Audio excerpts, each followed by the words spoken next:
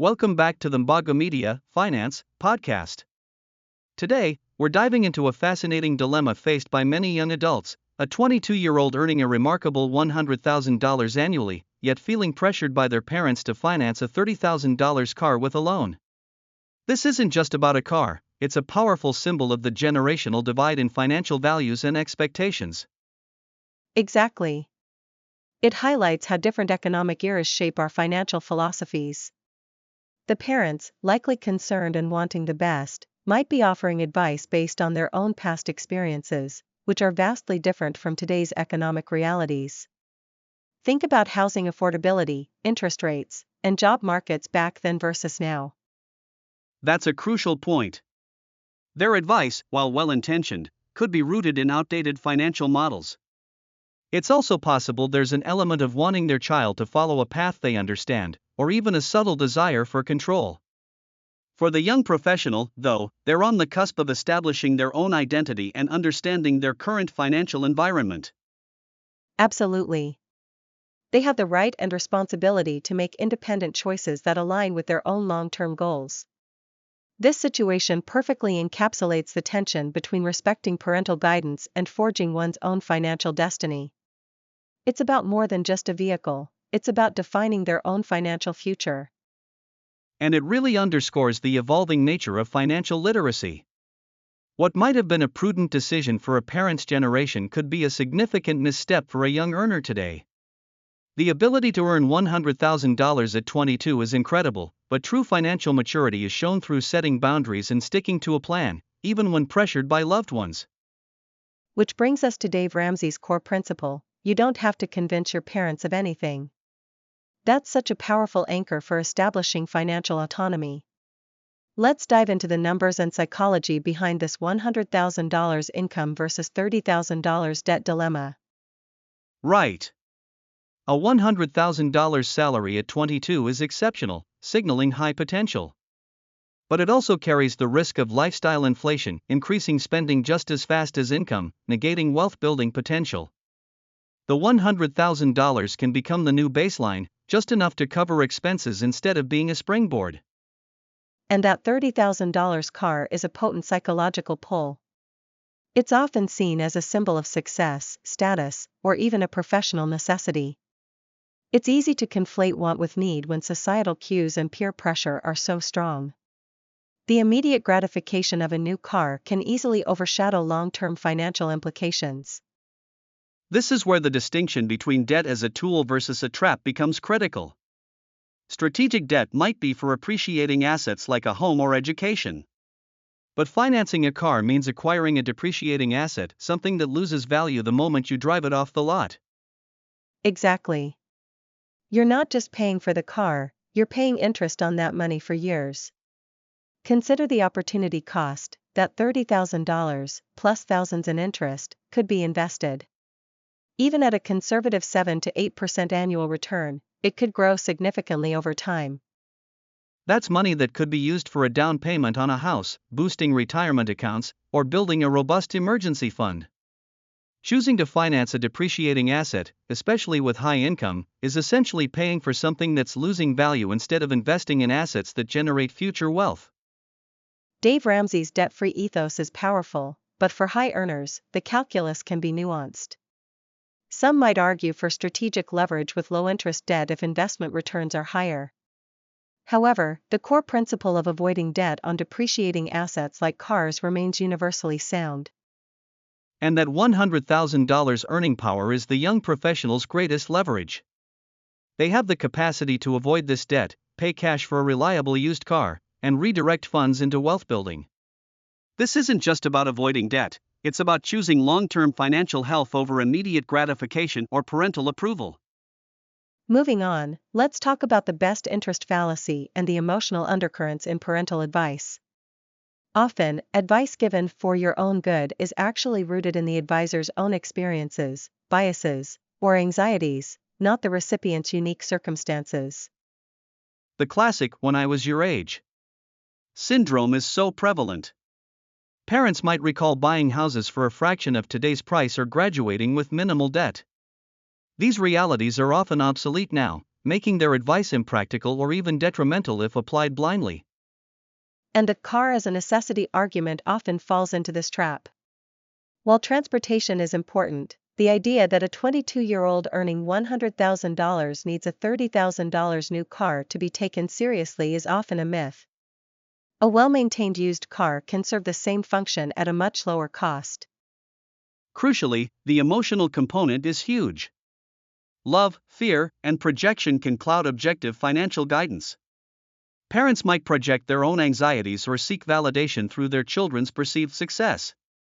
Understanding these underlying motivations is key to disarming their influence. Ramsey's framework for handling advice is about empowerment. It's recognizing you have agency. You can listen respectfully, acknowledge their concern, but ultimately, the decision is yours. Their financial operating system might be outdated, it's your responsibility to run your own upgraded one. This leads us to the critical skill of establishing financial boundaries, respectful independence. Trying to convince resistant parents is draining and often futile because their perspective is so entrenched. The focus needs to shift to defining your own non-negotiable financial goals. What do you want to achieve in 1 year, 5 years, 10 years? Saving for a down payment, investing, early retirement? The conversational shift is also powerful. Frame decisions as "I've decided to," rather than "do you think I should?" The former states a decision, the latter invites debate. And the power of a well-researched plan cannot be overstated. It serves as your best defense against doubt and external pressure. It demonstrates foresight and commitment, much like Ramsey's baby steps provide a structured approach. Financial autonomy is built not on changing others' minds, but on solidifying your own convictions and demonstrating them through consistent, disciplined action. So, how can this high income be leveraged for long-term wealth creation, moving beyond the immediate car conflict? That $100,000 income is a powerful launchpad. Instead of car payments, a significant portion can go to maximizing retirement accounts like 401(k)s and Roth IRAs, investing in diversified portfolios, or saving for a down payment on property. It's about strategic allocation. The long-term impact of avoiding unnecessary debt on depreciating assets is profound. It's the difference between wealth accumulation through compounding returns and wealth erosion through compounding interest on loans. That $30,000 invested could grow significantly over decades. By avoiding that car loan, the young professional gains decades of compounding growth. This could lead to millions more in their net worth by retirement. It's a stark contrast to the constant drain of debt payments. Developing a personal financial philosophy involves integrating advice from Ramsey advisors, even parents, with your own values and market realities. It's about creating a framework that is uniquely yours and that you can trust. And that's where seeking advice from a qualified, fee-only financial advisor becomes relevant. While Ramsey offers great foundational principles, personalized guidance based on your specific circumstances is invaluable. It helps tailor that philosophy. Ultimately, Ramsey's emphasis on financial peace is about more than just wealth. It's about reduced stress, increased confidence, and improved emotional well-being. Successfully navigating this parental pressure is a monumental step towards true financial independence. This ability to set boundaries, adhere to a plan, and prioritize long-term goals over short-term gratification or external validation is the hallmark of financial maturity. It's about demonstrating a level of discipline that will serve them for a lifetime. And let's reiterate that potential, that $30,000, instead of being tied up in a depreciating asset costing money monthly, could be invested. At a modest 7% annual return, it could grow to over $42,000 in 5 years, plus the interest saved on the loan, potentially nearly $20,000 more in their pocket. That $20,000 isn't just extra cash, it's capital that can be reinvested, compounding further. This highlights how avoiding unnecessary debt isn't just about being debt-free, it's about maximizing the power of your income and your time. The disconnect often lies in perceptions of success and necessity. For many parents, a new car was a milestone. They might see their child's income as validation and want them to enjoy it. But today's definition of success is shifting towards freedom and security. A reliable, safe, even stylish used car fulfills the transportation need without sacrificing long-term goals. It's about making a choice that serves your future self, not just your present desire or your parents' historical benchmark. This is a pivotal moment for developing discipline.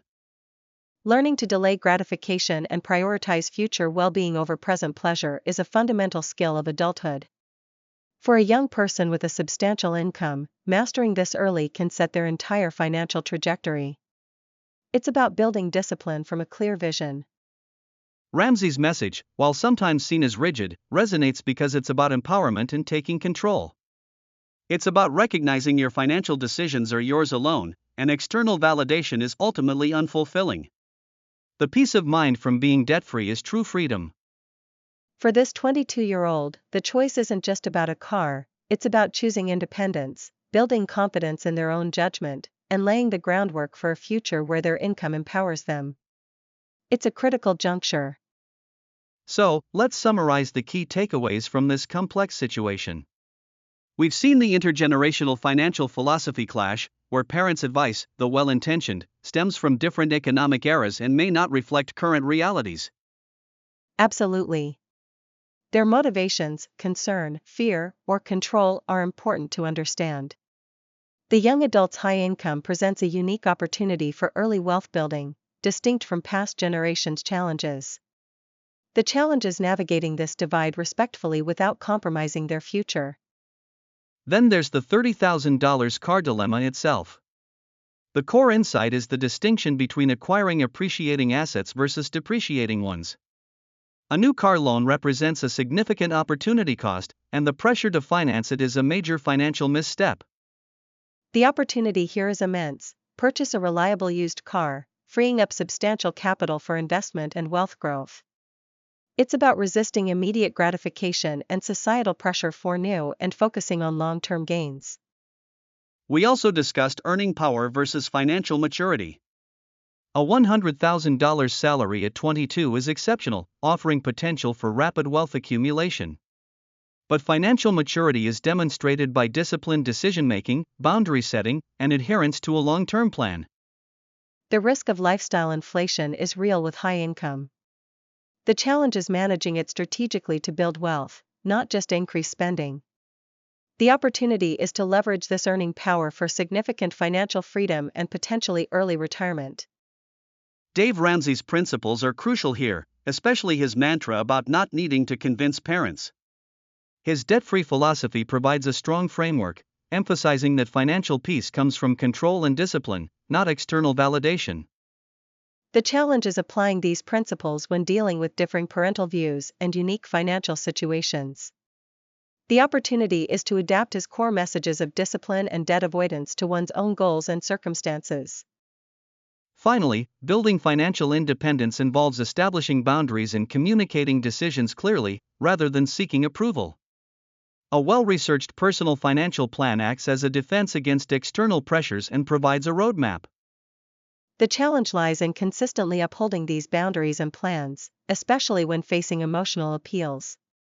But the opportunity is to build unwavering confidence in one's own financial judgment, leading to a lifetime of informed, independent decisions. This is about forging your own path. And that covers our discussion on navigating this generational financial divide. It's a complex issue with many layers, but the core message remains: prioritize your long-term financial health and independence. Absolutely. Thanks for joining us on MbaguMedia Finance. We'll be back next time with more insights.